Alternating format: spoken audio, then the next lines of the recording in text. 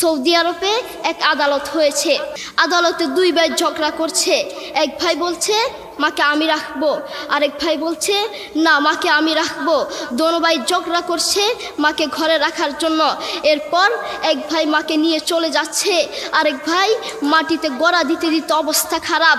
Saudi আরবে আদালত হয় মা বাবাকে ঘরে রাখার জন্য, আর আমাদের দেশে আদালত হয় মা বাবাকে ঘর থেকে বের করার জন্য, ঠিক কি না? যুবক, তোমাকে বলছি, তোমার বন্ধু তোমার আপন নয়, তোমার বউ তোমার আপন নয়, তোমার শ্বশুর শাশুড়ি তোমার আপন নয়। এই পৃথিবীর বুকে আপন হলো তোমার মা এবং তোমার বাবা। করোনা আসার পরে প্রমাণ করে দিয়েছে কে আপন। এক মেয়ে তার মাকে ফোন করে বলছে, মা আমার স্বামীর করোনা হয়েছে। মা বললেন সাবধান, তার কাছে যাবি না, আমি সকালে সিএনজি পাঠিয়ে দিব, তুই টপ করে সিএনজিতে উঠে যাবি। এটার নাম দুনিয়া, এটার নাম দুনিয়া। করোনা হওয়ার পরে বন্ধুর কাছে যায় নাই, করোনা হওয়ার পরে শ্বশুর শাশুড়ির কাছে যায় নাই, করোনা হওয়ার পরে স্বামী স্ত্রীর কাছে যায় নাই, কিন্তু করোনা হওয়ার পরে এখনো ইতিহাস আছে মা তার ছেলেকে গিয়ে চুমু খেয়েছে। করোনা হওয়ার পরে এখনো ইতিহাস আছে বাবা তার ছেলেকে কাঁধে নিয়ে হাসপাতালে গিয়েছে, ঠিক কি না? যুবক, তুমি তোমার মাকে কিচ্ছু মনে করছো না। তোমার মাকে তুমি ঘর থেকে বের করছো।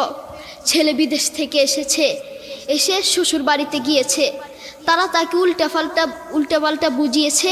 এখন বাড়িতে এসে সে বলছে, মা তুমি আমার টাকায় খাও, আমার ঘরে থাকো, আবার আমার বউকে পিটাও। এই কথা শোনার পরে কি কোনো মার কলিজা আছে? মা বাথরুমে গিয়ে আধা ঘন্টা কাঁদতে লাগলেন, কেঁদে অজু করে নামাজে দাঁড়ালেন। নামাজ পড়ে আল্লাহর কাছে বলতে লাগলেন, আল্লাহ তুমি আমার মার উপর রাগ করিও না, আমার ছেলের উপর রাগ করিও না, ও ভুল করেছে, তুমি আমার ছেলের উপর রাগ করিও না, আমি আমার ছেলেকে বুঝাবো। এরপর মা গিয়ে ছেলেকে বুঝাচ্ছেন, বলছেন বাবা তুমি আমাকে বের করে দিবা, সমস্যা নেই, তুমি আমাকে বের করে দিও, কিন্তু আমার একটা স্বপ্ন আছে। ছেলে বললেন কি স্বপ্ন বলেন?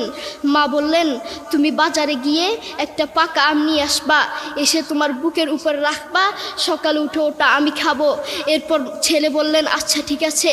ছেলে বাজারে গিয়ে একটা পাকা আম নিয়ে আসলো, এসে বুকের উপরে রাখলো।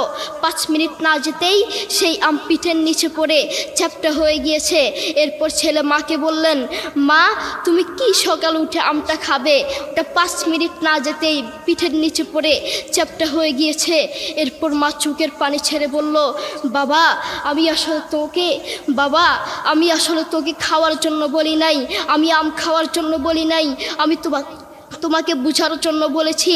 তুমি আজ একটা রাত এই আমটা রাখতে পারো নাই, আমটা বুকের উপর রাখতে পারো নাই, আর আমি সেই তোমার দুঃখিনী মা যে 1 বছর 2 বছর নয় 3 বছর নয় পাক্কা 5টা বছর এভাবে তোমাকে রেখেছি।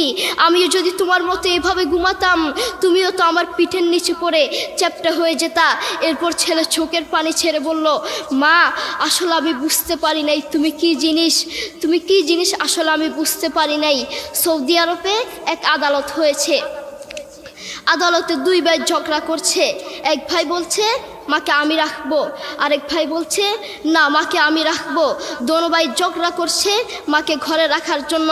এরপর এক ভাই মাকে নিয়ে চলে যাচ্ছে, আরেক ভাই মাটিতে গড়া দিতে দিতে অবস্থা খারাপ। সৌদি আরবে আদালত হয় মা বাবাকে ঘরে রাখার জন্য, আর আমাদের দেশে আদালত হয় মা বাবাকে ঘর থেকে বের করার জন্য, ঠিক কি না?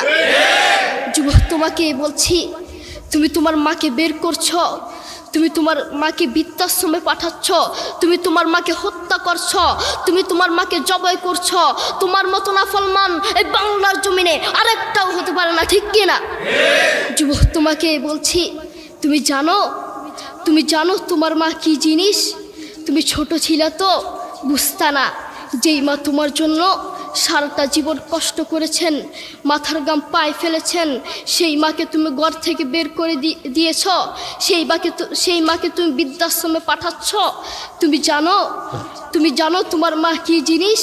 তুমি খোঁজ নিয়ে দেখো, তোমার মা কিছু খেতে লাগলে তোমাকে ছাড়া খেত না, তোমাকে ছাড়া খেত না, অল্প একটু খেত আর সব তোমার জন্য রেখে দিত। আর তোমার বাপ হোটেলে গিয়ে শুধু অল্প একটু ডাল ভাত খেত আর তোমার জন্য সব রেখে দিত। তোমার মার তোমার প্রতি এত মায়া, তোমার বাবার তোমার প্রতি এত মায়া, সেই বাবাকে তুমি ঘর থেকে বের করছ, সেই মাকে তুমি ঘর থেকে বের করছ, বৃদ্ধাশ্রমে পাঠাচ্ছ। তোমাকে আল্লাহর সামনে আসামির কাঠগড়ায় দাঁড়াতে হবে। আল্লাহ তাআলা আমাদের সবাইকে বুঝার তৌফিক দান করুন।